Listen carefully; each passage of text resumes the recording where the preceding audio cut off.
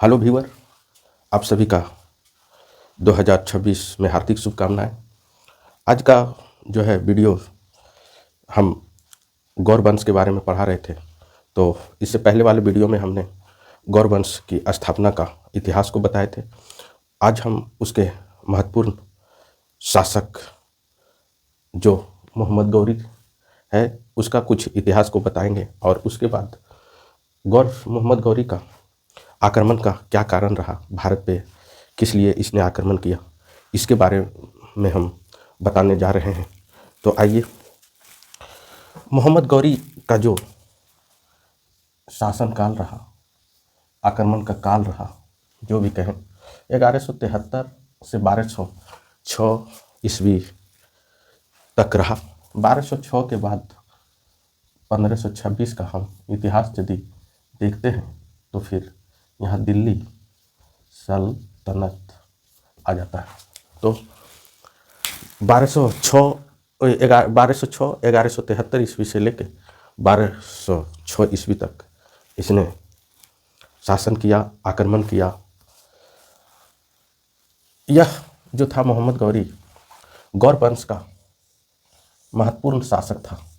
छोटा सा इतिहास आपको हम बताने जा रहे हैं। ये गौर वंश का बहुत ही महत्वपूर्ण शासक था, क्योंकि मोहम्मद गौरी को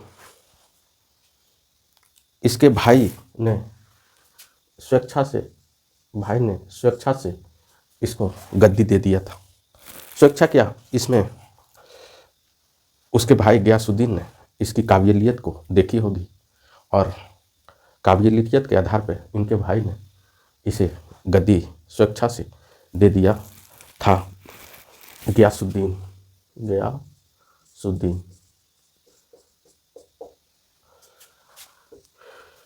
ने स्वेच्छा से दे दिया। इससे पिछले वाले वीडियो में इस बात को हमने बता दिया था। इसको इतिहास में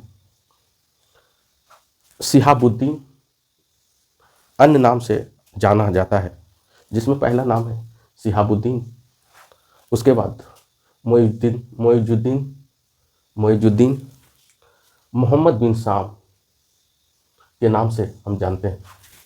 परीक्षा के दृष्टिकोण से यदि इस नाम में यदि कोई भी नाम आपको दे दे तो आपको घबराना नहीं है। ये सभी नाम मोहम्मद गौरी का ही ये नाम सारा है, जो कि परीक्षा के दृष्टिकोण से यहाँ ये पूछा जाता है कि मोहम्मद बिन साम का शासन क्या रहा। हो सकता है मोहम्मद गौरी आपको नहीं दे, तो आपको घबराना नहीं है।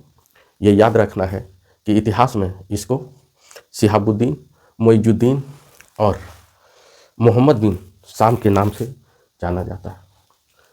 इससे पिछले वाले वीडियो में हमने आपको बताया था कि विश्वदाहक की संज्ञा और जहाँसोज की संज्ञा किसे दी गई, तो अलाउद्दीन को। उसी प्रकार यहाँ इसको इतने नाम से जाना जाता है। ये तो आज का भी ट्रेंड है कि एक बच्चे को एक से अधिक नाम होते हैं, तो उस समय की कहानी कुछ और होगी। मोहम्मद गौरी किस लिए आक्रमण भारत पे किया, उसका क्या मंशा था, क्या कारण रहा कि उसने आक्रमण किया। तो देखिए, सबसे पहला जो काम था इस्लाम धर्म का प्रचार प्रसार करना। सबसे महत्वपूर्ण उद्देश्य यही था कि इस्लाम धर्म का प्रचार प्रसार किया जाना। उसके बाद दूसरा कारण इसका रहा महत्वपूर्ण, धन प्राप्ति के लिए। किस प्रकार धन को लूटना है, खसोटना है। और इसमें काफ़ी ये लोग सफल रहा तुर्क, क्योंकि मोहम्मद गजनवी का इतिहास को आप देखेंगे तो लगभग 17 बार आक्रमण भारत पर किया, जिसमें सोमनाथ पे तो बहुत सारा धन संपत्ति लूटा, क्योंकि इस क्षेत्र में कुछ नहीं थी, गरीबी थी, पहाड़ पत्थर था, तो इसे अर्थ का जरूरत था। तो भारत एक समृद्धशाली देश हुआ करता था, इसलिए इसे धन प्राप्ति के मुख्य उद्देश्य के लिए लूटा। दूसरा, साम्राज्य विस्तार का उद्देश्य के लिए भी मान सकते हैं, क्योंकि साम्राज्य विस्तार जो है मुख्य उद्देश्य था, उसके लिए भी इसने आक्रमण किया।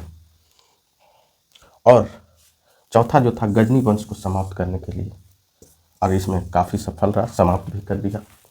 और एक और होती है स्वयं की महत्वाकांक्षा के लिए, अपने नाम कमाने के लिए इसने भारत पे आक्रमण किया और इन सभी कारणों में ये लोग सफल भी रहे। इसके बाद भारत के विरुद्ध इसका अभियान को हम लोग नेक्स्ट वीडियो में देखेंगे कि भारत के विरुद्ध इसका कहाँ कहाँ अभियान रहा। उसके बाद महत्वपूर्ण युद्ध के बारे में बात करेंगे। तराइन के प्रथम द्वितीय युद्ध इतिहास में आज भी याद किया जाता है। पृथ्वीराज चौहान की वीरता का भी बखान करेंगे, उनके गुरु चंद बरदाई के बखान करेंगे। तो इसे नेक्स्ट वीडियो में आपको ये मिलेगा, तो आप इसका स्क्रीनशॉट लें। और thank you so much, all the best.